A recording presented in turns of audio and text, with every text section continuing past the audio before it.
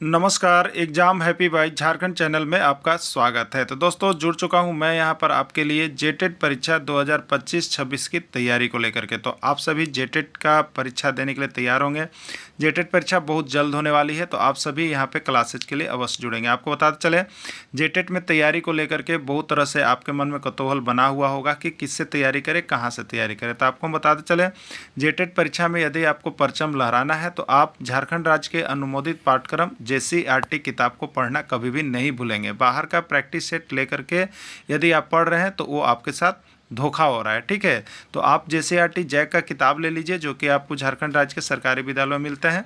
अगर आपको नहीं मिल पाता है तो हम देखिए यहाँ पे झारखंड राज्य के सरकारी विद्यालय से आपको हूबहू हैंड रिटेन नोट्स डेली बना करके, जो आपका न्यू सिलेबस आया है उसके आधार पर यहाँ पर सभी सब्जेक्ट का, चाहे आप 1 से 5 के शिक्षक हो, चाहे 6 से 8 का शिक्षक हो, सभी की तैयारी करवाते हैं। आप घर बैठे यहाँ पर क्षेत्रीय भाषा छोड़ करके सभी सब्जेक्ट का केवल 500 रुपये में तैयारी कर सकते, जिसके लिए देखिए यहाँ पर आपको मोबाइल नंबर दिया गया है 9631054226 पर आप संपर्क करके यहाँ से सभी कोर्सेज परचेज भी कर सकते हैं, तैयारी भी कर सकते हैं। बहुत सारे कोर्सेज बन गए हैं, तो आप अवश्य संपर्क कर लेंगे, घर बैठे ही तैयारी यहाँ से हो जाएगी। चलिए देखते हैं आगे। तारे हमेशा उत्तर दिशा की ओर दिखलाई पड़ते हैं, उन्हें क्या कहते हैं? जो तारे हमेशा उत्तर दिशा की ओर दिखलाई पड़ते हैं उन्हें क्या कहते हैं? ठीक है, भोर का तारा, सूर्य, ध्रुव तारा या कोई नहीं। ये बिहार टेट 2011 का पूछा गया प्रश्न है, ठीक है। तो जो तारे हमेशा उत्तर दिशा की ओर दिखाई देते हैं उन तारों को ध्रुव तारा के नाम से जाना जाता है, ठीक है। यानी ध्रुव तारा किधर? तो हमेशा पोलर की ओर, और पोलर किधर? हमेशा उत्तर की ओर। तो उत्तर की ओर दिखाई देने वाले तारे को ध्रुव तारा के नाम से जाना जाता है। सौर परिवार का मुखिया कौन है? आपको बताना है सौर परिवार का मुखिया कौन है? तारा, ग्रह, चंद्रमा या सूर्य। ये MP टेट 2013 का पूछा गया प्रश्न है। तो हम आपको ज्योग्राफी का क्वेश्चन बैंक भी करवा देंगे, ठीक है। क्वेश्चन बैंक भी आपको करवा देंगे, इसलिए SST के शिक्षक हैं, लैंग्वेज के शिक्षक है, जरूर जुड़िएगा। और एक चीज़ आपको बता देते हैं, यहाँ पर पर्यावरण अध्ययन का भी ये कोर्स है। आपका सिलेबस में नहीं दिया है, लेकिन ये पर्यावरण अध्ययन जो 1 से 5 के शिक्षक है उनके लिए भी इस चैप्टर से 1 से 2 प्रश्न आएंगे, इसलिए आप पर्यावरण अध्ययन के शिक्षक भी इसको देखेंगे। और जो पर्यावरण अध्ययन के लिए हमारे पास क्लास लिए थे उनको ये सारा PDF भेज दिया जा रहा है। तो जितनी भी जरूरी चीज़ होगी आपको जरूर मिलते जाएगी, आप तैयारी करते जाइएगा, ठीक है। तो देखिए, हर गाँव का जब एक मुखिया होता है, हर पंचायत का एक मुखिया होता है, तो हमारे सौर परिवार का भी मुखिया है और हमारे घर के भी मुखिया होते हैं, ठीक है। तो सौर परिवार का मुखिया यहाँ पर पूछा गया है कौन होता है? तारा होता है, ग्रह होता है, चंद्रमा होता है या सूर्य होता है, ठीक है। तो सौर परिवार का मुखिया सूर्य होता है। सूर्य सबसे हेड होते हैं सौर परिवार में, इसलिए सौर परिवार का मुखिया सूर्य होता है। हमारा सूर्य किन 2 गैसों से मिलकर बना है? Hydrogen oxygen, hydrogen nitrogen, hydrogen helium या नाइट्रोजन ऑक्सीजन। देखिए, बहुत ही इंपॉर्टेंट प्रश्न है आप सभी के लिए। ये CG TET 2016, MP TET 2013, UP TET 2014। देखिए कितना बार बार प्रश्न आ रहा है, ठीक है। तो हमारा सूर्य जो है 2 गैसों का मिश्रण है, वह आपका है हाइड्रोजन और हीलियम, ठीक है। हाइड्रोजन का संकेत हो गया H और हीलियम का संकेत हो गया He। कभी कभी ये संकेत के रूप में भी दिया हुआ रहता है, हाइड्रोजन और हीलियम, याद रखिएगा, ठीक है। चलिए नेक्स्ट प्रश्न है, सौरमंडल में ग्रहों की संख्या कितनी है? आपको बताना है सौरमंडल में ग्रहों की संख्या कितनी है? 8, 9, 10, 11। देखिए कितना इंपॉर्टेंट प्रश्न है। Bihar TET 2022, CG TET 2014, MP TET 2018 बार बार पूछ रहा है, ठीक है। देखिए कंफ्यूज मत होइएगा। अभी वर्तमान में जो सौरमंडल में ग्रहों की संख्या है आप 8 लगाइएगा, और 2006 तक कितना था? 9 था। तो बहुत लोगों के दिमाग में देखिए आता है कि 9 है तो 9 मार देते हैं, किसी को 8 है, तो आपको 9 नहीं मारना है, 8 मारना है, ठीक है। क्योंकि 2006 ईस्वी में जो है ग्रहों की श्रेणी से प्लूटो को हटा दिया गया, और जो ग्रहों की संख्या प्लूटो को लेकर 9 थी वो अब 8 हो गया, तो 2006 में कर दिया गया है। क्लियर। अगला प्रश्न है, सूर्य के सबसे निकट का ग्रह कौन है? बुध, बृहस्पति, शुक्र, Uranus. Bihar TET 2011, CG TET 2017, P TET 2018। देखिए ये सूर्य से निकट के अनुसार और सूर्य के आकार के अनुसार, ये आपका दूरी के अनुसार और आकार के अनुसार, दोनों चीज़ आपको जानना बहुत इंपॉर्टेंट है। तो देखिए इसको ऐसे हमने थ्योरी क्लास में आपको दिखा दिया है। तो देखिए ये क्या है? हमारा सूर्य है, मान लीजिए ये क्या है? सूर्य है, ठीक है, ये सूर्य। और इसके ग्रह तो क्या होता है? दूरी के अनुसार क्या होता है? सूर्य के दूरी के अनुसार तो सबसे पहले आता है बुध, ठीक है। फिर क्या होता है? शुक्र। फिर क्या होता है? पृथ्वी। फिर क्या होता है? मंगल। फिर क्या होता है? बृहस्पति, शनि, एरुनस और नेपच्यून। यही होता है ना, या अरुण, अरुण आप नाम जानते हैं। तो सूर्य के सबसे, इसको जब आप बना लीजिएगा इस तरह का डायग्राम, तब आपसे कुछ पूछ सकता है कि सूर्य के सबसे निकट, तो सूर्य के सबसे निकट कौन पड़ रहा है बताइए ना, बुध है ना, है तो बुध हो गया। सूर्य से दूरी के अनुसार दूसरा कौन हो जाएगा, तो शुक्र हो जाएगा। तीसरा कौन हो जाएगा, तो पृथ्वी हो जाएगा। चौथा कौन हो जाएगा, मंगल। तो इस सीरीज को बनाने आप जरूर याद कर लीजिएगा, थ्योरी क्लास में दिया हुआ, नहीं दिया हुआ तो आप यहाँ से भी बना लीजिएगा। क्लियर, जिससे कि आपको इस पर हर प्रश्न को आप कर सकते हैं। सूर्य के सबसे दूर का ग्रह कौन है, तो सूर्य से सबसे दूर अभी तो बताए थे, पहला हो गया बुध, फिर दूसरा हो गया शुक्र, फिर हो गया पृथ्वी, फिर मंगल, फिर बृहस्पति, उसके बाद था शनि, फिर अरुण और वरुण, या यूरेनस और नेपच्यून हम लोग कहते हैं। ठीक है, तो वरुण हो गया सबसे दूर का ग्रह, कौन हो गया, वरुण हो गया। वरुण किस में है, डी में है। आकार के अनुसार सबसे बड़ा ग्रह कौन है, आकार के अनुसार देखिए, आकार के अनुसार याद कर लीजिएगा, आकार के अनुसार क्या होता है, तो बृहस्पति, शुक्र, अरुण, वरुण, पृथ्वी और उसके बाद लास्ट में बुध आता है। तो सबसे आकार के अनुसार सबसे बड़ा ग्रह बृहस्पति होता है और सबसे छोटा ग्रह बुध होता है। ठीक है, तो आकार के अनुसार सबसे बड़ा ग्रह कौन है, बृहस्पति है। क्लियर, चलिए आकार के अनुसार सबसे छोटा ग्रह कौन है, आकार के अनुसार सबसे छोटा ग्रह कौन है, तो आकार के अनुसार सबसे छोटा ग्रह बुध है। ये पंजाब टेट 2018 का पूछा गया प्रश्न है। तो आकार के अनुसार भी एक सीरीज जो बना के आपको थ्योरी क्लास में दिया गया है, उस पूरे क्लासेज को देख लीजिएगा, उससे आपको दूसरा तीसरा कुछ भी पूछेगा आप बता सकते हैं। ठीक है, आंतरिक ग्रह कौन है, आंतरिक ग्रह कौन है, बुध, शुक्र, पृथ्वी, सभी। देखिए जो ग्रहों की श्रेणी होती है दूरी के अनुसार, तो उसमें हम लिखते क्या चीज़ है, देखिए बुध लिखते हैं, फिर शुक्र लिखते हैं, पृथ्वी लिखते हैं, फिर मंगल लिखते हैं, फिर बृहस्पति, फिर होता है शनि, यूरेनस और नेपच्यून, यही होता है ना। तो इसमें प्रथम 4 ग्रह बुध, शुक्र, पृथ्वी और मंगल, प्रथम 4 ग्रह ये देख रहे हैं ना आप, ये प्रथम 4 ग्रह को हम लोग आंतरिक ग्रह कहते हैं, प्रथम 4 ग्रह को आंतरिक ग्रह कहते हैं, और ये अंतिम 4 ग्रह को हम लोग वायु ग्रह कहते हैं। क्लियर, तो प्रथम 4 ग्रह में आपका कौन कौन आ गया, बुध, शुक्र, पृथ्वी, तीनों आ गया। इसका राइट आंसर सभी होगा। बिहार टेट 2017 का ये प्रश्न है। ठीक है, वाह्य ग्रह इसमें कौन है, बृहस्पति, शनि, यूरेनस, सभी। ठीक है, तो वाह्य ग्रह के अंतर्गत हम लोग जो है उसको छोड़ के बृहस्पति से स्टार्ट करते हैं, तो बृहस्पति भी है, शनि भी है, यूरेनस भी है, नेपच्यून भी है, यानी यहाँ डी सभी होगा। सीजी टेट 2018 का प्रश्न है। सौरमंडल का सबसे गर्म ग्रह कौन सा है, आपको बताना। सौरमंडल का सबसे गर्म ग्रह कौन है, शुक्र, शनि, यूरेनस या कोई नहीं, एमपी टेट 2016 का प्रश्न है। तो सौरमंडल का सबसे गर्म ग्रह जो होता है वो शुक्र को माना जाता है। साय का तारा किसको कहते हैं, बहुत इंपॉर्टेंट प्रश्न, बहुत बार आया हुआ है। शनि को, शुक्र को, पृथ्वी को, मंगल को। ठीक है, तो देखिए ये साय का तारा शुक्र को कहा जाता है। शुक्र को विभिन्न से ग्रहों की उपाधि दी गई है, साय का तारा, भोर का तारा, सूर्योदय सूर्यास्त का तारा, पृथ्वी की भगनी, जुड़वा बहन, बहुत सा चीज़ कहा जाता है, इसलिए शुक्र को बहुत ज़्यादा उपाधि दिया गया। तो साय का तारा किसको कहा जाता है, शुक्र को कहा जाता है। थ्योरी क्लास की जो नोट्स है उसमें सारी चीज़ें बनी हुई है। आज आप ऑब्जेक्टिव देखेंगे कि कितना सही कर पाते हैं। तो वीडियो समाप्त होने के बाद आप लोग जरूर बताइए कि कितना आपका सही हो पाया है। ठीक है, भोर का तारा किसको कहते हैं, पृथ्वी, शनि, शुक्र या चंद्रमा। ठीक है, तो भोर का तारा भी हम लोग शुक्र को कहते हैं। ये उत्तराखंड टेट 2018 का पूछा गया प्रश्न है। पृथ्वी की जुड़वा बहन या भगिनी के नाम से किसको जानते हैं, बुध को, बृहस्पति को, शुक्र को या चंद्रमा को। ठीक है, तो पृथ्वी की जुड़वा बहन या भगिनी जो है शुक्र को जानते हैं। ये पंजाब टेट 2015 का पूछा गया प्रश्न है। कौन सा ऐसा ग्रह है जिसको सूर्योदय से पहले एवं सूर्यास्त के बाद देखा जाता है, बुध, बृहस्पति, मंगल या शुक्र। ठीक है, कौन सा ऐसा ग्रह है जिसको सूर्योदय से पहले एवं सूर्यास्त के बाद देखा जाता है, वो सारा चीज़ है शुक्र। तो देखिए आपने यहाँ पे देखा शुक्र को बहुत सारे ग्रहों की उपाधि दी जा रही है, इसलिए आप शुक्र ग्रह को अच्छा से पढ़ के जाइएगा, यहाँ से एक प्रश्न आ सकता है आपका। ठीक है, किस ग्रह को लाल ग्रह कहते हैं, बुध को, शुक्र को, मंगल को, पृथ्वी को, मंगल को। झारखंड में ये प्रश्न तबाही मचा के रखा है, बहुत बार आया हुआ प्रश्न है। जेटेट का नहीं हम कहेंगे, लेकिन और सारे एग्जाम जो हो रहे हैं इसमें यहाँ से प्रश्न घूम घूम के निकल रहा है। इसलिए आप सभी किसी भी एग्जाम के लिए JCERT किताब 10 तक का देखना मत भूलिएगा। JSSC भी जो एग्ज़ाम ले रहा है वो जो है आपको JSSC भी जो एग्ज़ाम कंडक्ट करवा रहा है वो पूरा JCERT झारखंड राज्य का किताब भर भर के पूछ दे रहा है। ठीक है, और जो भी बाहर का लेकर के नोट्स या किताब पढ़ रहे हैं उनका तो पढ़ना भारी हो जा रहा है, नहीं हो पा रहा, लेकिन जो किताब लेकर पढ़े बहुतों का अभी हो गया है। ठीक है, किस ग्रह के सबसे अधिक उपग्रह हैं, बुध है, शुक्र है, बृहस्पति है, पृथ्वी है।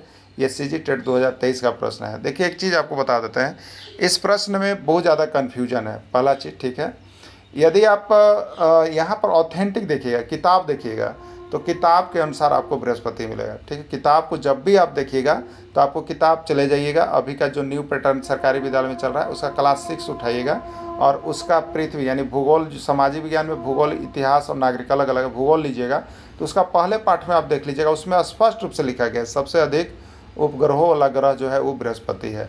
तो हम उसी को लेकर के देखिए आपको बृहस्पति मार रहे हैं। लेकिन आप यदि गूगल में कहीं सर्च कीजिएगा तो आपको देखिए यहाँ शनि भी मिल सकता है। ठीक है, लेकिन हमने यहाँ पे इसलिए बृहस्पति को किया है कि आपको देखिए अगर प्रश्न आ जाता है आप शनि को मारते, कोई बृहस्पति को मारता है, तो आप यहाँ पर देखिए कंप्लेंट कर सकते हैं, क्योंकि आपके पास किताब है, उसका आपका जीरो PDF मिल जाएगा, आप वहाँ से कंप्लेन कर सकते हैं। इसके लिए आप आश्वस्त रहिए। ठीक है, बाकी आपकी मर्जी। सौर मंडल का सबसे अधिक सुंदर और चमकीला ग्रह किसको माना जाता है? सौर मंडल का सबसे अधिक चमकीला और सुंदर ग्रह किसको माना जाता है? बुध को, शुक्र को, शनि को या पृथ्वी को। ठीक है, तो सौर मंडल का सबसे अधिक सुंदर और चमकीला ग्रह जो है वो शनि को माना जाता है। सूर्य से दूरी के अनुसार तीसरे स्थान पर कौन सा ग्रह आएगा? देखिए बहुत बार सूर्य से दूरी के अनुसार बना लीजिए, इसको नहीं बनाइएगा तो आपको बहुत दिक्कत होगा। रटने वाला चीज़ नहीं है, ये समझने वाला चीज़ है। ठीक है, तो इस सूर्य हो गया, सूर्य है दूरी के अनुसार। तो कैसे स्टार्ट होता है याद रखिएगा, पहला बुध होता है, दूसरा शुक्र होता है, तीसरा पृथ्वी होता है, चलिए चौथा मंगल होता है, फिर बृहस्पति होता है, फिर शनि होता है, एरुनस होता है और वो जो नेपच्यून होता है। ठीक है, तो सूर्य का सबसे अगर नज़दीक पूछेगा तो बुध, सूर्य से दूरी के अनुसार दूसरा ग्रह पूछेगा तो शुक्र, सूर्य से दूरी के अनुसार तीसरा ग्रह पूछेगा तो पृथ्वी, सूर्य से दूरी के अनुसार चौथा ग्रह पूछेगा तो मंगल, सूर्य से दूरी के अनुसार पांचवा ग्रह पूछेगा तो बृहस्पति, सूर्य से दूरी के अनुसार छठा ग्रह पूछेगा तो बुध, शुक्र, पृथ्वी, शनि, और छठा ग्रह पूछेगा तो यूरेनस और आठवां ग्रह पूछेगा तो वरुण। क्लियर? तो ये सीरीज जब आप बना लीजिएगा तो आपको ये रटना नहीं पड़ेगा दूसरा पर कौन आएगा, तीसरा पर कौन आएगा, चौथा पर कौन आएगा। ये 1 हुआ, ये 2 हुआ, ये 3 हुआ, सीधे लिख लीजिए। ये 4 है, ये 5 है, अगला 6 है, 8 ग्रह होता है ना। तो इसको आप जरूर याद कर लीजिएगा। ठीक है, यहाँ से एक प्रश्न आता है और रट के जाइएगा तो आप कंफ्यूज हो जाइएगा। सूर्य से दूरी के अनुसार पांचवां स्थान पर कौन सा ग्रह आएगा? पृथ्वी आएगा, मंगल आएगा, बृहस्पति आएगा, शनि आएगा। बताइए, ये रटने की चीज़ नहीं है। रटना क्या था? तो रटना एक सीरीज था आपको, जैसे सूर्य बना करके जो हम दिए ये दूरी के अनुसार। तो दूरी के अनुसार पहला क्या था? बुध था, फिर बुध के बाद शुक्र था, फिर पृथ्वी था, फिर मंगल है, फिर क्या है? शनि है, फिर यूरेनस है और फिर नेपच्यून है। ठीक है, तो पहला कौन हो गया? सबसे निकट बुध, दूसरा कौन हो गया? शुक्र, तीसरा कौन हो गया? पृथ्वी, चौथा कौन हो गया? मंगल, फिर क्या हो गया? मंगल, फिर बृहस्पति हो गया, ठीक है, फिर बृहस्पति हो गया, फिर शनि, यूरेनस और अरुण हो गया ना। तो इसको जरूर देख लीजिएगा, आपको सीरीज बना के पूछते जाएगा। तो पांचवा कौन हो जाएगा बताइए? बुध, शुक्र, पृथ्वी, मंगल, बृहस्पति। पांचवा कौन हो गया? बृहस्पति हो गया। बुध था, फिर शुक्र, फिर पृथ्वी, फिर मंगल, फिर बृहस्पति। तो पांचवा बृहस्पति है, सी आंसर होगा। सूर्य के दूरी के अनुसार चौथा ग्रह कौन है? तो चौथा कौन आएगा बताइए? पहला बुध है, दूसरा शुक्र है, तीसरा पृथ्वी है, चौथा मंगल है। मंगल होगा, सी आंसर है, रट लीजिए उसको। जीवन के लिए सभी अनुकूल परिस्थितियां कहाँ किस ग्रह पर उपलब्ध है? बुध, शुक्र, पृथ्वी या सभी? हरियाणा टेट 2019 में पूछा गया प्रश्न है। तो जीवन के लिए सभी अनुकूल परिस्थितियां जो है आपका पृथ्वी पर उपलब्ध है। कहाँ है? पृथ्वी पर उपलब्ध है। अंतरिक्ष से देखने पर पृथ्वी किस रंग की दिखलाई पड़ती है? आपको बताना है, काला, पीला, नीला या हरा। ये पंजाब टेट 2016 का पूछा गया प्रश्न है। तो देखिए, जब भी हम अंतरिक्ष से पृथ्वी की ओर देखेंगे, पृथ्वी हो गया, ये अंतरिक्ष हो गया। ठीक है, तो पृथ्वी पर क्या है? ये 2/3 भाग जो है जल से भरा हुआ है। जल से भरा हुआ है, जल से भरा हुआ होने के कारण ये क्या दिखाई देगा? नीला दिखाई देगा। ठीक है, तो अंतरिक्ष से देखने पर पृथ्वी किस रंग की दिखाई पड़ती है? नीला रंग का दिखलाई पड़ता है। ठीक है, पृथ्वी का कितना सतह जल से ढका हुआ है? पृथ्वी का कितना सतह जल से ढका हुआ है? 1/3, 2/3, 3/5 या कोई नहीं। ठीक है, तो पृथ्वी के सतह का 2/3 भाग जल से ढका हुआ है। देखिए, यहाँ भी कंफ्यूजन भरा प्रश्न है, आपको जहाँ पर डाउट होता है हम सारा चीज़ आपको मेंशन कर दे रहे हैं। ठीक है, लेकिन ये जो प्रश्न है आपको इसी JCERT किताब में 2/3 सतह दिया हुआ है। आप किताब को जाके देख लीजिएगा, लेकिन कहीं कहीं आपको बहुत से लोग 3/4 भी बता रहे हैं। ठीक है, 3/4 भी बता रहे हैं। तो आपको ऑथेंटिक कौन होगा? JCERT किताब होगा, इसलिए दोनों में कन्फ्यूजन भरा है। लेकिन आपका किताब में जो JCERT का अभी न्यू लेटेस्ट वर्जन में दिया है उसमें 2/3 है। ठीक है, आप अपना जज कर लीजिएगा क्या लेके जाना है आपको।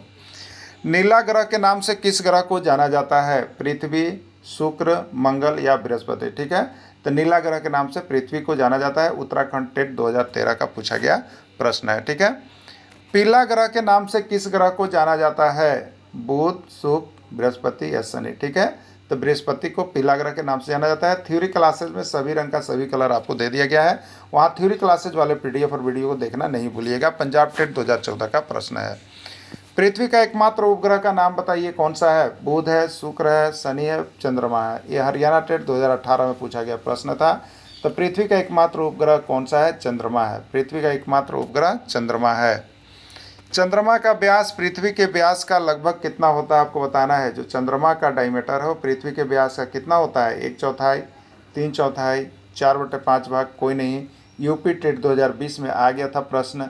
तो चंद्रमा का व्यास पृथ्वी के व्यास का लगभग 1/4 होता है। ठीक है, चलिए, सूर्य ग्रहण कब लगता है? जब चंद्रमा सूर्य और पृथ्वी के बीच होता है, चंद्रमा पृथ्वी और सूर्य के बीच होता है, सूर्य और पृथ्वी के बीच चंद्रमा होता है, सभी। ये सीजी टेट 2017 का प्रश्न है, छत्तीसगढ़ शिक्षक पात्रता परीक्षा 2017 में पूछा गया था। ठीक है, देखिए आपको थ्योरी क्लासेस में हमने बताया है कि सूर्य ग्रहण के लिए, सूर्य के लिए क्या होता है, तो सूर्य देखिए धीरे इस तरह का होते हैं, फिर ये होते होते क्या, ये पूरा बड़ा आकृति हमारे सामने आ जाता है ना। तो इसी तरह का एक पेड़ का नाम आता है। ठीक है, पेड़ का नाम आता है जो धीरे धीरे बढ़ते बढ़ते बहुत विशाल हो जाता है, उसका नाम याद रखिए। जो हम लोग अपने घरों में लगाते हैं, समी का पेड़। क्या होता है? समी का पेड़ लगाते हैं। ठीक है, तो समी का पेड़ जो होता है ये क्या होता है? सूर्य ग्रहण के लिए होता है समी का पेड़। क्लियर, सूर्य ग्रहण के लिए। तो इसमें देखिए इसी पर ऑप्शन देखना है आपको। तो इसमें 4 ऑप्शन होता है, रटना नहीं है, चारों ऑप्शन इसमें से आप ढूंढिएगा। ठीक है, पहला हो सकता है कि जब चंद्रमा किसके बीच आ रहा है, तो सूर्य और पृथ्वी के बीच। या दूसरी भाषा में कहें तो चंद्रमा किसके बीच आ रहा था? पृथ्वी और सूर्य के बीच। या तीसरा इसमें कमेंट करेंगे तो सूर्य और पृथ्वी के बीच चंद्रमा आता है, या पृथ्वी और सूर्य के बीच चंद्रमा आ जाता है। इतनी ही चीज़ आप लिख सकते हैं। इसी से आपको जो है कि स्थेतिस बनाना है, सिर्फ समी का पेड़ से। किससे बनाना है? समी का पेड़ से। और इसी पर ऑप्शन आपको ढूंढना है, क्योंकि ऑप्शन 4 गो में से कोई भी कहीं भी कभी भी डाल देता है। बात समझ गया ना? तो उसको आप लोग देख लीजिएगा। तो यहाँ पर दे रहा है कि जब चंद्रमा सूर्य और पृथ्वी के बीच आ जाता है, तो ये चंद्रमा है किसके बीच आ रहा है? सूर्य और पृथ्वी के बीच आ रहा है। ठीक है, तो जब चंद्रमा सूर्य और पृथ्वी के बीच आ जाता है तो ये बिल्कुल सही हो जाता है। ठीक है, तो ये भी सही है, ये भी सही है, ये भी सही है, नहीं, राइट आंसर का डी सभी होगा। सीजी टेट 2017 का प्रश्न है, आप सभी अवश्य देख लीजिएगा। ठीक है, मौसम के अध्ययन को क्या कहा जाता है? मौसम के अध्ययन को क्या कहा जाता है? हाइग्रोमीटर, मेट्रोलॉजी, क्लाइमेटोलॉजी या कोई नहीं? ठीक है, सीजी टेट 2014 का प्रश्न है। तो मौसम के अध्ययन को हम लोग क्या कहते हैं? तो मौसम के अध्ययन को मेट्रोलॉजी के नाम से हम लोग जानते हैं। अगला प्रश्न होगा, एक निश्चित समय या लंबे समय के बाद जो मौसम में परिवर्तन होता है उससे क्या कहते हैं? पंजाब टेट 2018 का प्रश्न है। मौसम, तापमान, जलवायु या कोई नहीं? ठीक है, तो देखिए एक निश्चित समय या एक लंबे समय के बाद जो मौसम में परिवर्तन होता है उसको हम लोग क्या कहते हैं? जलवायु कहते हैं। ठीक है, जैसे भारत में देखिएगा तो यहाँ पर 4 महीना के अंतराल पर मौसम में परिवर्तन होता है, जिसके कारण जलवायु कहते हैं। तो कभी ठंडा का असर होता है, कभी गर्मी का, कभी बरसात का। तो ये एक निश्चित समय के बाद परिवर्तन देखने को मिलता है, लंबे समय के बाद देखने को परिवर्तन मिलता है, इसलिए इसको हम लोग क्या कहते हैं? जलवायु कहते हैं। ठीक है, जलवायु प्रभावित करती है, जलवायु से क्या क्या चीज़ प्रभावित होता है आपको बताना है। छत्तीसगढ़ टेट 2016 में पूछा गया प्रश्न है। मृदा के प्रकार को जलवायु प्रभावित करती है, मनुष्य का भोजन, वस्त्र, आवास को जलवायु प्रभावित करती है, वनस्पति के प्रकार को प्रभावित करती है या सभी? ठीक है, तो जलवायु किसको किसको प्रभावित करती है? तो देखिए जहाँ की जैसी जलवायु होती है वहाँ की मृदा वैसा ही होती है। जलवायु के अनुसार मनुष्य को भोजन, वस्त्र और आवास बदलना पड़ता है। वनस्पतियाँ भी अलग अलग प्रकार की हो जाती है जलवायु के अनुसार, यानी राइट आंसर इसका सभी होगा। तापमान के वितरण को कौन प्रभावित करता है? तापमान का वितरण मतलब तापमान सभी जगहों पर अलग अलग होता है, इसको कौन प्रभावित करता है? चालन, मौसम, जलवायु, आतपन। ठीक है, तो तापमान के वितरण को आतपन प्रभावित करता है, या कहीं कहीं पर देखिएगा आपतन लिखा हुआ है, लेकिन सबसे ज़्यादा आतपन प्रभावित करता है। ठीक है, तापमान की माप की जाती है, तापमान की माप की जाती है किसमें, ठीक है, बैरोमीटर से, हाइग्रोमीटर से, पवन वेग मापी से या थर्मामीटर से। सीजी टेट 2013, उत्तराखंड टेट 2016, ठीक है। तो तापमान किससे मापा जाता है, तो तापमान थर्मामीटर से मापा जाता है। राइट आंसर इसका डी हो जाएगा। शहर के तापमान को कौन प्रभावित करता है, जो हमारा शहर है उसके तापमान को कौन प्रभावित करता है, ये हरियाणा टेट 2022 का पूछा गया प्रश्न है।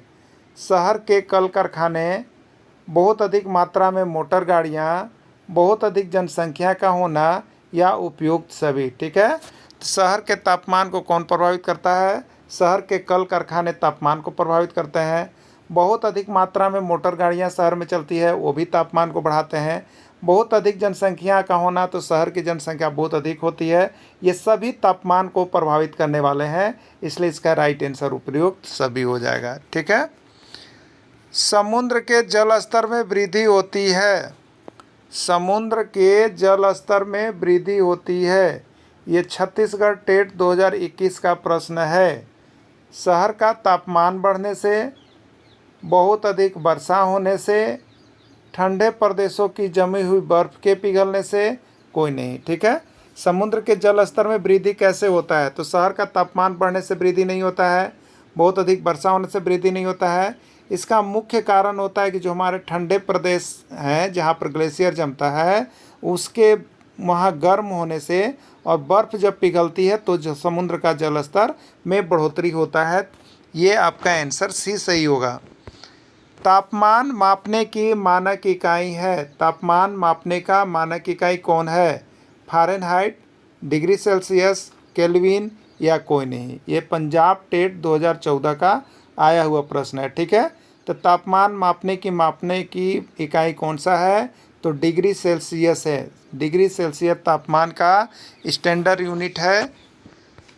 जल कितना डिग्री सेल्सियस पर बर्फ़ बन जाता है, कितना डिग्री सेल्सियस पर जल बर्फ़ बनने लगता है, 0 डिग्री, 50 डिग्री, 70 डिग्री या कोई नहीं। ये सीजी टेट 2013 का प्रश्न है। तो जल 0 डिग्री सेल्सियस जब होता है तो बर्फ़ बनने लगता है। जल कितना डिग्री सेल्सियस पर उबल जाता है, जल कितना डिग्री सेल्सियस पर उबल जाता है आपको बताना है, 0 डिग्री, 100 डिग्री, 150 डिग्री, 1000। ये यूपी टेट उत्तर प्रदेश शिक्षक पात्रता परीक्षा 2018 का प्रश्न है। तो जल जो है 100 डिग्री सेल्सियस पर उबल जाता है।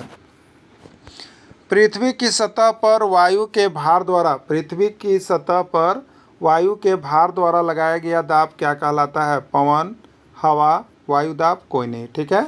तो पृथ्वी की सतह पर वायु के भार द्वारा लगाया गया दाब को हम लोग क्या कहते हैं, वायु दाब कहते हैं। ये उत्तराखंड टेट 2019 का पूछा गया प्रश्न है। वायुमंडलीय दाब की माप की जाती है, वायुमंडलीय दाब की माप की जाती है, थर्मामीटर, बैरोमीटर, हाइग्रोमीटर, कोई नहीं। ये एमपी टेट 2016 का प्रश्न है, ठीक है। तो वायुमंडलीय दाब की जो माप की जाती है वायुमंडलीय वेगमापी से की जाती है, या उसी को हम लोग बैरोमीटर के नाम से जानते हैं। तो राइट आंसर इस बैरोमीटर होगा। किस नियम के अनुसार वायु उत्तरी गोलार्ध में दाईं ओर तथा दक्षिणी गोलार्ध में बाईं ओर मुड़ जाती है, सीजी टेट 2018 छत्तीसगढ़ शिक्षक पात्रता परीक्षा 2018 में पूछा गया है। चार्ल्स नियम के अनुसार, एंडर्स सेल्सियस के नियम के अनुसार, फेरल के नियम के अनुसार, कोई नहीं, ठीक है। तो ये फेरल का नियम जो है, जो कि आपको वायु के बारे में बताया गया है कि वायु जो है उत्तरी गोलार्ध में दाईं ओर और दक्षिणी गोलार्ध में बाईं ओर मुड़ जाती है, ये फेरल का नियम है। वायु बहती है, वायु बहती है, बिहार टेट 2021 उच्च दाब क्षेत्र से उच्च दाब क्षेत्र की ओर, उच्च दाब क्षेत्र से निम्न दाब क्षेत्र की ओर, निम्न दाब क्षेत्र से उच्च दाब क्षेत्र की ओर, या कोई नहीं, ठीक है। तो वायु कैसी बहती है आपको बताना है, ठीक है। तो वायु जो है उच्च दाब क्षेत्र से निम्न दाब क्षेत्र की ओर बहती है। अगला, प्रवाहित पवन की दिशा का पता लगाया जाता है।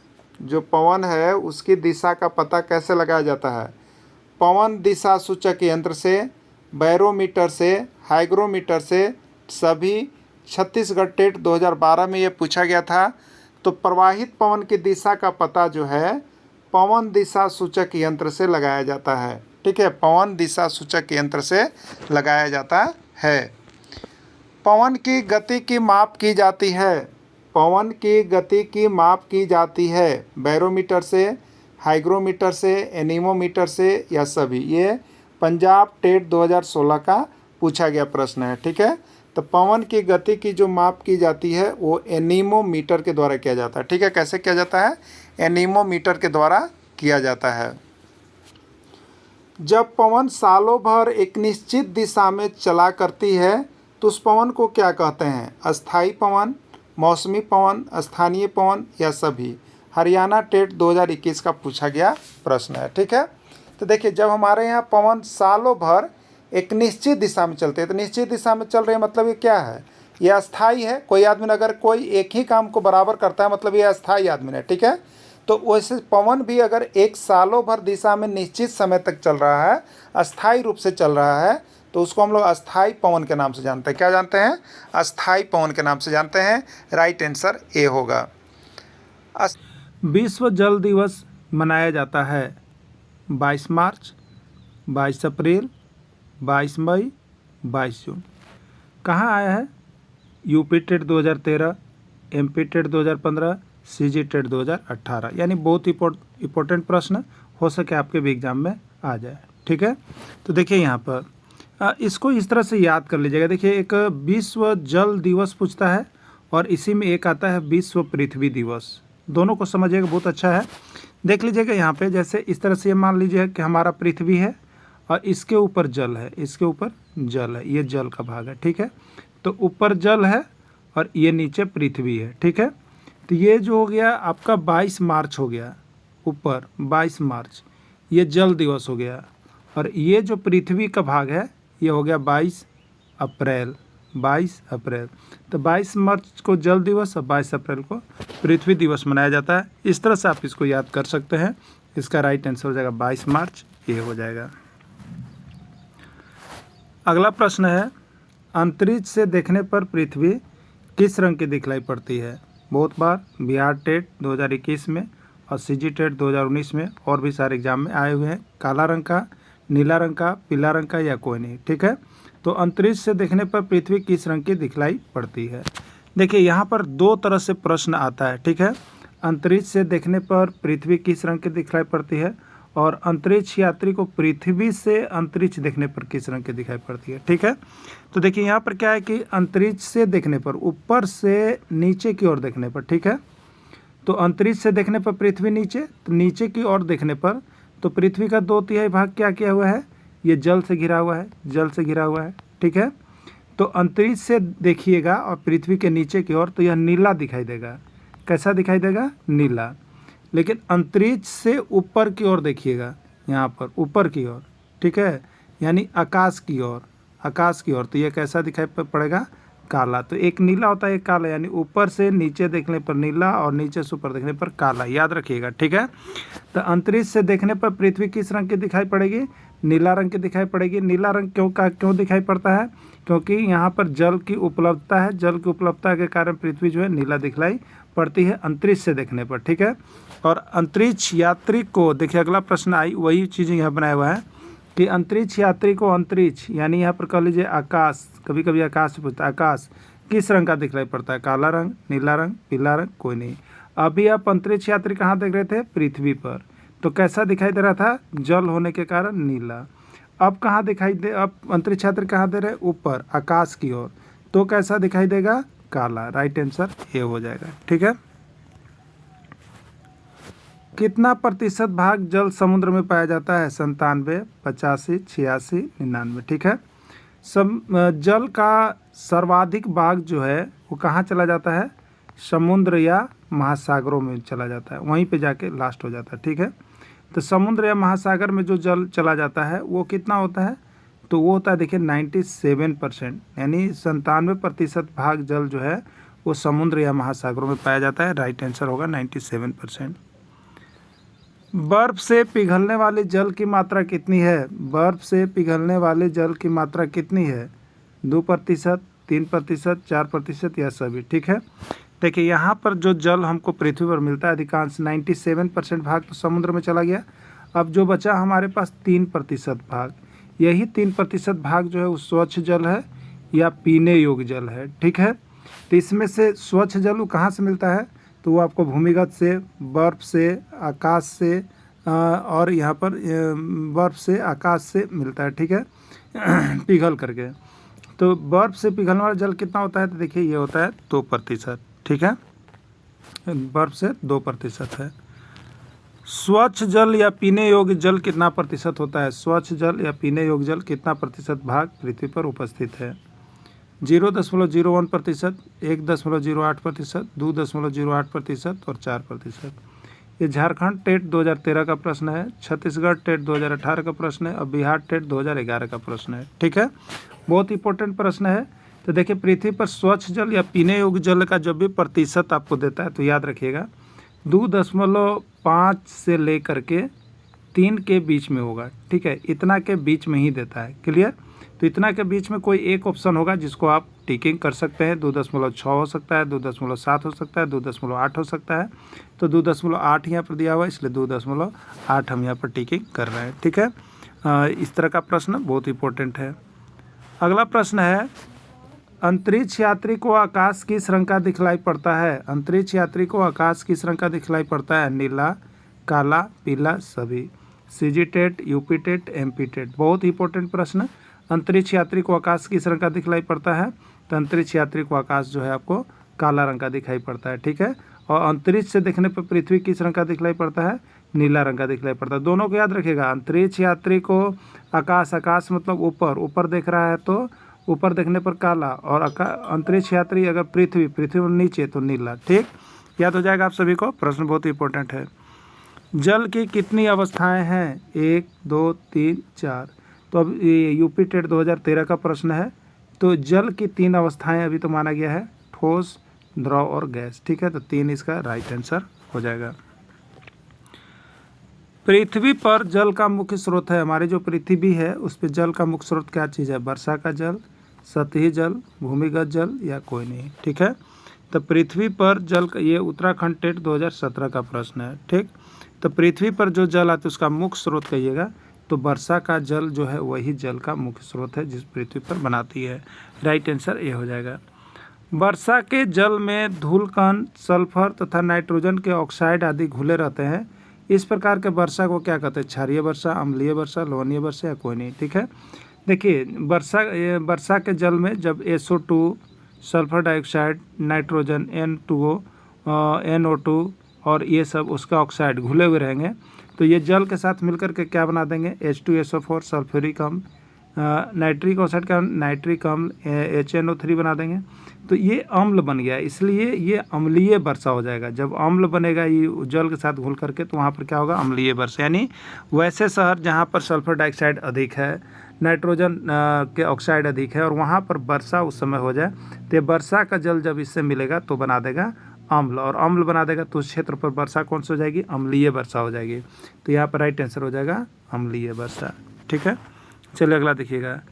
आगरा स्थित ताजमहल के पीला होने का मुख्य कारण क्या है, क्षारीय वर्षा, अम्लीय वर्षा, लवणीय वर्षा या कोई नहीं। ये राजस्थान टेट 2016 का प्रश्न है, रीट 2016 का प्रश्न है। ठीक है, आगरा स्थित ताजमहल के पीला होने का मुख्य कारण क्या है, तो अम्लीय वर्षा। जिस भी एरिया में अम्लीय वर्षा हो जाती है वहाँ जो स्मारक ये सब संगमरमर के बने रहते हैं वो सभी क्षतिग्रस्त हो जाते हैं, मतलब रंग डिस्कलर हो जाता है अम्लीय वर्षा के कारण।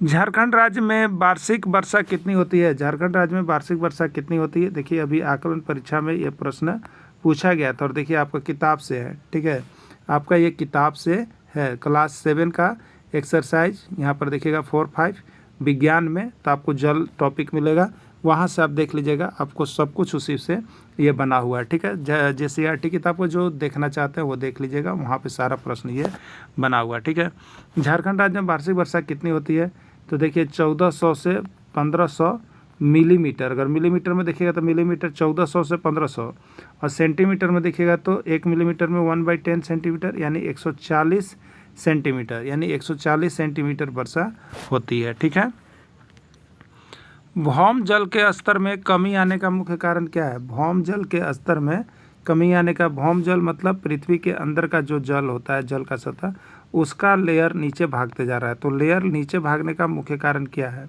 यूपी टेट 2018 का पूछा गया प्रश्न है। जनसंख्या में वृद्धि, कृषिगत उपयोग, वर्षा का समान वितरण, सभी। इसका राइट आंसर सभी हो जाएगा। जनसंख्या में अत्यधिक वृद्धि होगा तो हर जगह क्या होगा? बोर होगा ना हर जगह ज़मीन पर, और वहाँ से क्या होगा? पानी निकलेगा। सभी को पानी चाहिए, पानी यहाँ पर अनुपयोगी भी होगा। इस कारण क्या होगा? तो भौम जल का स्तर में लेयर नीचे गिरेगा। कृषिगत उपयोग, बहुत अधिक कृषि कार्य ट्यूबवेल से किए जाने के कारण, नल से किए जाने के कारण, बोरवेल से किए जाने के कारण पृथ्वी का जल स्तर नीचे जा रहा है। वर्षा का समान वितरण, वर्षा भी समय समय पर नहीं होती है एक सीजन के अनुसार, इस कारण भी यहाँ पर भौम जल के स्तर में कमी आ रहा है, यानी राइट आंसर इसका सभी हो जाएगा। झारखंड में जल पुरुष के नाम से किसको जाना जाता है? झारखंड में जल पुरुष के नाम से किसको जाना जाता है? स्नातक प्रशिक्षित शिक्षक में पूछा गया था। सिमोन उरांव, कश्मीर उरांव, जगन उरांव या कोई नहीं। ठीक है, तो झारखंड में जल पुरुष के नाम से सिमोन उरांव को जाना जाता है। किसको जाना जाता है? सिमोन उरांव को जाना जाता है। पर्यावरण संरक्षण के लिए 2016 में झारखंड में किनको पद्मश्री से नवाजा गया था? अंकलेश मुंडा, सिमोन मुंडा, सिमोन उरांव या कोई नहीं। ठीक है, तो पर्यावरण संरक्षण के लिए 2016 में झारखंड से सिमोन उरांव को पद्मश्री से नवाजा गया था। खेत के फसल किस वर्षा के कारण सूख जाते हैं? खेत में अगर फसल लगा हुआ है और किस प्रकार की वर्षा होगी तो वो खेत का फसल पीला पड़ जाएगा, मतलब सूख जाएगा। अम्लीय वर्षा के कारण, क्षारीय वर्षा के कारण, सोहनीय वर्षा के कारण या लवणीय वर्षा के कारण। ठीक है, ये उत्तर प्रदेश शिक्षक पात्रता परीक्षा 2016 का पूछा गया प्रश्न है। तो अम्लीय वर्षा ऐसी वर्षा होती है जिसके कारण खेत के फसल नष्ट हो जाते हैं, सूख जाते हैं, बर्बाद हो जाते हैं। अगला प्रश्न है, किस प्रकार की वर्षा होने के कारण जलीय जीव जंतु मर जाते हैं? मान लीजिए कि यह नदी है, इसमें आपने मछली पालन कर रखा है, मेढक है, कोई भी जीव जंतु है। अगर यहाँ पर अम्लीय वर्षा होगी तो उसका पीएच मान 5.6 से कम होगा, और 5.6 से कम होगा तो ये क्या होगा? जो भी जीव जंतु इस जल को पिएगा वो क्या होगा? मर जाएगा। तो अम्लीय वर्षा के कारण ही जलीय जीव जंतु क्या होता है? कभी कभी मर जाते हैं। ठीक है, बिहार टेट, बिहार शिक्षक पात्रता परीक्षा 2011 का पूछा गया प्रश्न है। ठीक है, चलिए अगला प्रश्न है, वर्षा जल का उपयोग, वर्षा जल का उपयोग भौम जल स्तर की पुनः पूर्ति के लिए किया जाता है, उसे क्या कहते हैं? एमपी टेट 2013 का, मध्य प्रदेश शिक्षक पात्रता परीक्षा 2013 का प्रश्न है। वर्षा जल संग्रहण, जल, बांध या सभी। ठीक है, तो वर्षा जल का उपयोग भौम जल स्तर की पुनः पूर्ति के लिए किया जाता है, उसको क्या कहते हैं? तो उसको हम लोग कहते हैं, देखिए, वर्षा जल का संग्रहण कहते हैं। क्या कहते हैं? वर्षा जल का संग्रहण करेंगे जिससे कि हमारा भौम जल स्तर में वृद्धि होगा। अम्लीय वर्षा या अम्लीय जल का पीएच मान होता है, अम्लीय वर्षा का पीएच मान कितना होता है? 7 से अधिक, 7 से कम, 7 के बराबर, 5.6 से कम। ठीक है, तो देखिए यहाँ पर जो अम्लीय वर्षा होता है उसका पीएच मान 5.6 से कम होता है। ठीक है, या कभी कभी 5.7 दे सकता है, 5.8, लेकिन इतना ही रहता है, वो 7 से कम नहीं होता है। तो 5.6 या 5.7 या 5.8 से कम, लेकिन किताब में आपका जो ऑथेंटिक दिया है वो हमने यहाँ पर बना दिया है, क्योंकि कभी भी आपको क्लेम करना होगा तो आपको यहाँ से मिल जाएगा। ठीक है, देखिए आपको हम JCERT से क्यों यहाँ पर बना दे रहे हैं नोट्स?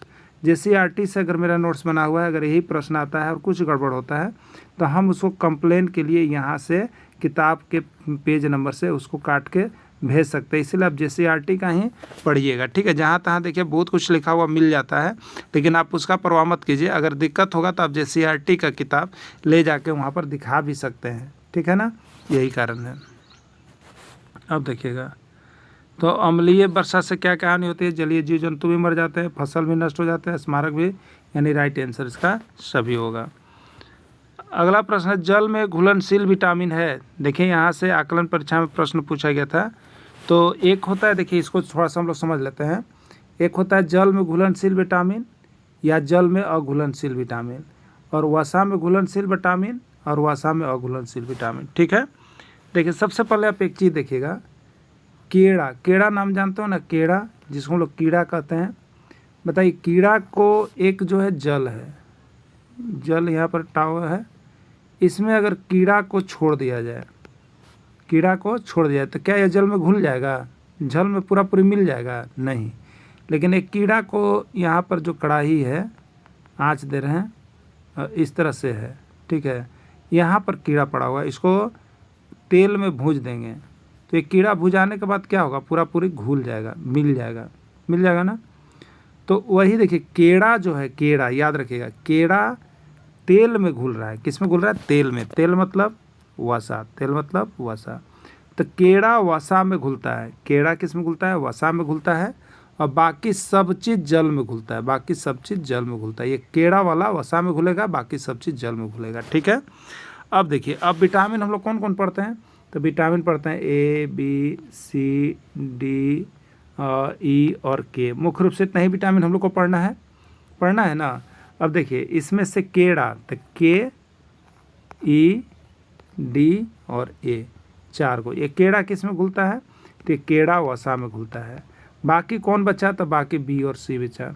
तो B जो है जल में घुलनशील है और C जो है जल में घुलनशील है, यानी विटामिन B और C दोनों जल में घुलनशील है। बाकी हो गया K E D A, ये सब वसा में घुलनशील है, ठीक है, याद हो गया। अब देखिएगा, तो जल में घुलनशील विटामिन कौन है? Vitamin A, vitamin B, vitamin D, vitamin K। याद रखिएगा केड़ा ये वसा में घुलता है, जल में नहीं घुलता है। तो यह जल में घुलनशील विटामिन पूछा है। तो E वाला वसा में है, याद रखिएगा वसा। तो A वसा में है तो ये नहीं होगा, D वसा में ये नहीं होगा, K यानी बचा B। तो B जो है वो जल में घुलनशील है, ठीक है। चलिए अगला देखिएगा। फिर वही प्रश्न, जल में घुलनशील विटामिन है, उत्तराखंड टेट 2016 में पूछा है। ऑप्शन दूसरा था vitamin A, vitamin C, vitamin E और विटामिन K, ठीक है। तो हमको याद रखना है केड़ा, हमको क्या याद रखना है? केड़ा ये जल में नहीं घुलता। आपसे पूछा है जल में घुलनशील, केड़ा जल में नहीं घुलता है। तो यहाँ पर K ई जल में नहीं घुलेगा, E भी नहीं घुलेगा, A भी नहीं घुलेगा, यानी बचा विटामिन C। तो विटामिन C जल में घुलनशील है, ठीक है। चलिए अगला देखिएगा। अगला प्रश्न है, जल में घुलनशील विटामिन है। देखिए किस तरह से पूछा गया, जल में घुलनशील विटामिन है। MP टेट 2016 का प्रश्न है। Vitamin K, vitamin E, vitamin B और C और विटामिन D, ठीक है। तो जल में घुलनशील विटामिन कौन सा है? ठीक, तो केड़ा तो जल में नहीं घुलता है। केड़ा कहाँ घुलता है? तेल में, वसा में। तो जल में कौन घुलेगा? तो B और C, यही बचा B और C। तो विटामिन B और C यहाँ दोनों ऑप्शन एक ही में है, तो राइट आंसर इसका C हो जाएगा, ठीक है। चलिए अगला देखिएगा। वसा में घुलनशील विटामिन है, CG टेट 2018 का प्रश्न है। विटामिन K, विटामिन D और E, विटामिन A या उपयुक्त सभी। तो जल में वसा में घुलनशील कौन होता है? तभी आपको बताया था केड़ा किस में घुलता है? वसा में घुलता है। तो यहाँ पर देखिए K D E E यानी उपयुक्त सभी, ये सभी वसा में घुलनशील है, ठीक है। चलिए अब देखिएगा, निम्नलिखित में कौन सा अलवणीय जल या फ्रेश वाटर का स्रोत है? बर्सन, सतही जल, भौम जल या उपयुक्त सभी, ठीक है। कौन अलवणीय जल का स्रोत है? तो बर्सन वाला जल भी अलवणीय है, सतही जल भी अलवणीय है, भौम जल भी अलवणीय, यानी उपरोक्त सभी इसका राइट आंसर हो जाएगा।